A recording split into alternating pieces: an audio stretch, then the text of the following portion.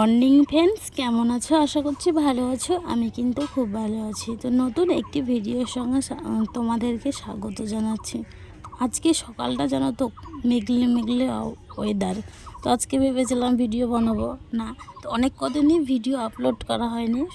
মনের অবস্থা আর শরীরটা কোনোটাই সায় দিচ্ছিল না, তাই জন্য তো ছেলেটার প্রচণ্ড জ্বর টর এটা ওটা হয়। সকালবেলায় কাজ বাজ সেরেছি, এর মধ্যে দু একটা বাবুর আমার ছেলের জামা কাপড় ছিল, সেগুলোই আমি মেলে দিয়েছিলাম।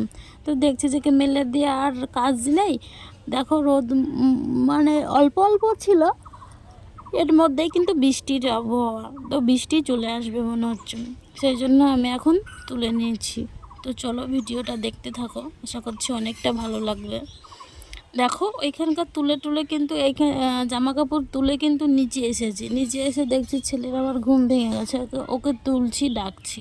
তো এই দেখো একটা চকলেটের কৌটো কিনেছে, তার জন্য ও বলছে মা এই কৌটোটা দেখাও দেখাও। তাই জন্য আমি দেখালাম। দেখো চকলেটটা খেতে কেমন, খুব একটা খারাপ না, তবে চকলেটের কৌটোটা দেখতে অনেকটাই কিউট।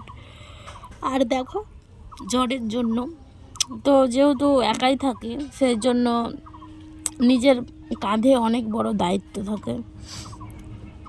কোনো কিছু হলে চট করে মেনে নিতে পারি না, ভাগ্য তো আর পাল্টে যাবে না, তাই না? তো চলো আবার তোমাদের সঙ্গে পরে দেখা করছি।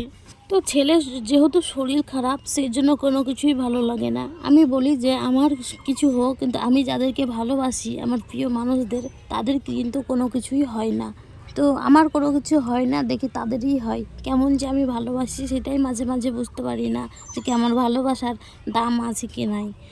তো এইটা কিন্তু তার পরের দিনের ভিডিও দিয়ে, যেহেতু বাড়িতে এসছে তার জন্য মাছ টাছ নিয়ে এসছে, তাই এখন রান্না করব। তো মাছ ভাজা হয়ে গেছে খানিকটা, আর এখানে হচ্ছে। আর ধরো দেখি এইখানে সব যা রান্না হবে তা নিয়ে একদম বসে পড়েছি। তো বর বাড়িতে ছিল, তো কাঁঠালের ঘন্ট করব, তো কাঁঠালটা বানিয়ে দিয়েছে। এইখানটায় শাকটা কত সুন্দর করে বানিয়ে দিয়েছে, তো তাই দেখাচ্ছি তোমাদেরকে। তো আমার শাকটা তো পুরো সুন্দর হয়েছে বানানো, সেই জন্যই বারে বারে ঘুরিয়ে ঘুরিয়ে দেখাচ্ছি। তো চলো এখন রান্না বান্না করি। আর এই দিকে দেখো মানে আমার যে মুখের হাল অবস্থা তো খারাপ প্রচণ্ড। চান করে চুলটা আঁচড়িয়েছি, তো মুখের মধ্যে কোনো একটা সানস্ক্রিন মাখি, সানস্ক্রিনটা মেখেই আমি কিন্তু রান্না টান্না করছি। আর এইখানে সিঁদুর পড়িনি, তার জন্য তোমাদেরকে দেখাচ্ছি। এইখানে র্যাশ বেরিয়েছে, ওই জন্যই সিঁদুরটা পরা হয়নি।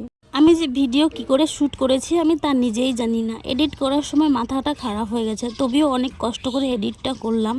আর এইটা দেখো ছেলের বাবাকে বলেছিলাম চুলটা কাটিয়ে নিয়ে এসো, কিন্তু ও পারেনি, আমার কাঁধেই পড়েছে।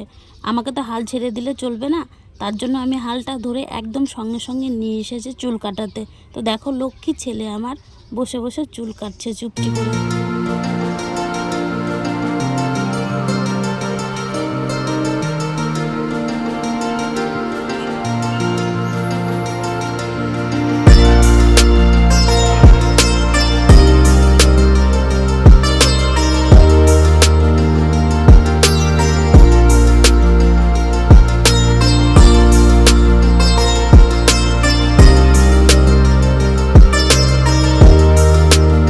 চুলটা কাটানোর পরেই ছেলেকে ঘুম দিয়ে দিয়েছে, আর আমি নিজেও খেয়ে নিয়েছি।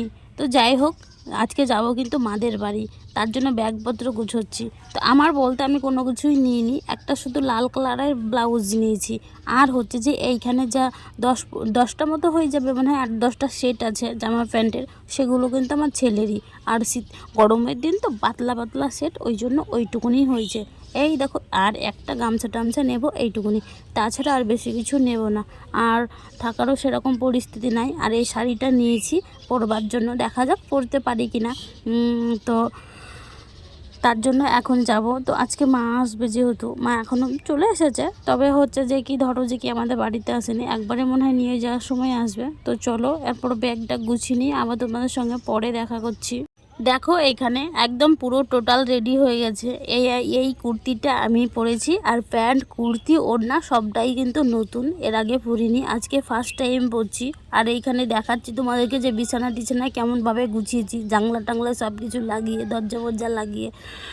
তো ধরো যে কি ঘরে যেহেতু কেউ থাকে না, সেই জন্য এরকমটা গুছিয়েই যাই। তো এরকমটা গুছিয়েই গেছি। আর গরমের জন্য একদম চুলটা উপর করে বেঁধে নিয়েছি। তো গরম লাগছে প্রচণ্ড। এই কুর্তিটা কিনি যখন তখন তোমাদেরকে দেখা হয়নি, আর এখন পরেছি। আর আমার এই ছেলেকেও রেডি করে নিয়েছি। তো যাব এখন, সামনে ষষ্ঠী, তো সেই জন্য ষষ্ঠীর জন্যই যাচ্ছি, নাহলে যেতাম না। এখানে ভালো লাগে না ষষ্ঠীতে, সেই জন্য ওইখানেই যাচ্ছি। তো চলো যাই। মা কিন্তু এসেছে, মার সঙ্গেই চলে এসেছি। প্রথমে টোটোতে চেপেছি, টোটো থেকে নেমে স্টেশনে এসে ট্রেন ধরেছি। ট্রেনের এত পরিস্থিতি খারাপ, সামনে যেহেতু ঈদ, সেই জন্যই এতটা ভিড়।